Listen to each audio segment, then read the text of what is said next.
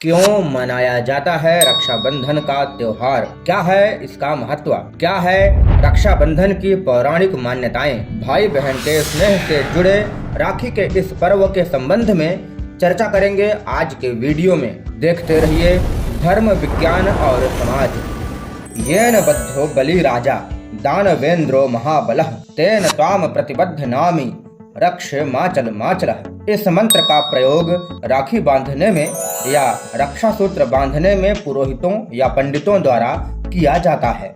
इस मंत्र का अर्थ है, जिस सूत्र में दानवों के महापराक्रमी राजा बलि को धर्म की रक्षा के लिए प्रयुक्त किया गया था, उसी सूत्र से मैं तुम्हें धर्म की रक्षा के लिए प्रतिबद्ध करता हूँ। अब प्रश्न ये उठता है कि राजा बलि को किसने रक्षा सूत्र बांधा और क्यों? मान्यताओं के अनुसार भक्त प्रहलाद के पोते राजा बलि को महापराक्रमी और दानवीर माना जाता है। एक बार राजा बलि यज्ञ कर रहे थे। उस यज्ञ के प्रभाव से देवताओं का सिंहासन डोल उठा। देवताओं ने भगवान विष्णु से रक्षा के लिए प्रार्थना की। भगवान विष्णु वामन अवतार में राजा बलि के पास 3 पग भूमि मांगने गए। तब वहां 2 पग में ही विष्णु ने धरती और आकाश को नाप लिया। उसके पश्चात तीसरे पग के लिए राजा बलि ने अपना सर समर्पित कर दिया और विष्णु ने राजा बलि को पाताल का राजा बना दिया। तब राजा बलि के अनुरोध पर भगवान विष्णु राजा बलि के साथ पाताल में निवास करने लगे, जिस वजह से माता लक्ष्मी परेशान हो गईं। तब नारद मुनि के कहने पर माता लक्ष्मी ने वेश बदलकर राजा बलि को कच्चे सूत्र की राखी बांधी थी और भगवान विष्णु को मांग लिया था। जिस दिन माता लक्ष्मी ने राजा बलि को राखी बांधी थी, उस दिन सावन मास की पूर्णिमा थी। बस उसी दिन से इस परंपरा को रक्षाबंधन पर्व की शुरुआत के रूप में माना जाता है। रक्षाबंधन के संदर्भ में एक कथा महाभारत में भी मिलती है। शिशुपाल वध के दौरान सुदर्शन चक्र के प्रयोग से श्री कृष्ण की उंगली में चोट लग गई थी। श्री कृष्ण को घायल देखकर द्रौपदी ने साड़ी का पल्लू फाड़कर उनकी उंगली में बांध दिया था। तब श्री कृष्ण ने वचन दिया था कि वो उसकी रक्षा करेंगे। चीरहरण के दौरान द्रौपदी की लाज बचाकर श्री कृष्ण ने अपना वचन निभाया भी था। इस घटना को भी रक्षाबंधन से जोड़ा जाता है। इसीलिए रक्षाबंधन के संदर्भ में ऐसी मान्यता है कि आज के दिन बहन भाई की कलाई पर रक्षा सूत्र बांधकर उसकी तरक्की की कामना करती है और भाई भी बहन की रक्षा करने और खुशियां प्रदान करने का वचन देता है। इसीलिए रक्षाबंधन के संदर्भ में ऐसी मान्यता है कि आज के दिन बहन भाई की कलाई पर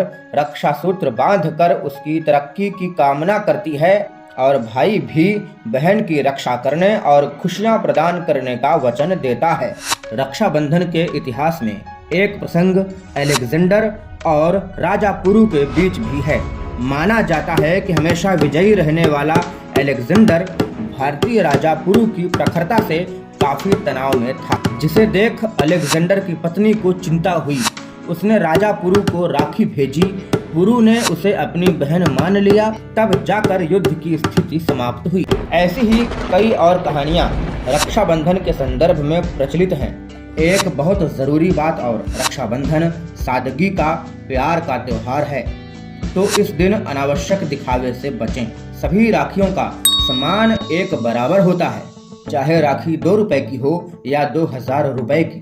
स्वास्थ्य के दृष्टिकोण से भी ध्यान देना आवश्यक है, क्योंकि नकली मावे और सिंथेटिक दूध से बनी मिठाइयाँ सेहत के लिए खतरनाक हो सकती हैं। तो जहाँ तक संभव हो घर की बनी मिठाइयों का ही इस्तेमाल करें। राखी बांधने का सही मुहूर्त 30 अगस्त 2023 को सुबह 10:05 से भद्रा नक्षत्र लग जाएगा। इस नक्षत्र में राखी बांधना अशुभ माना जाता है।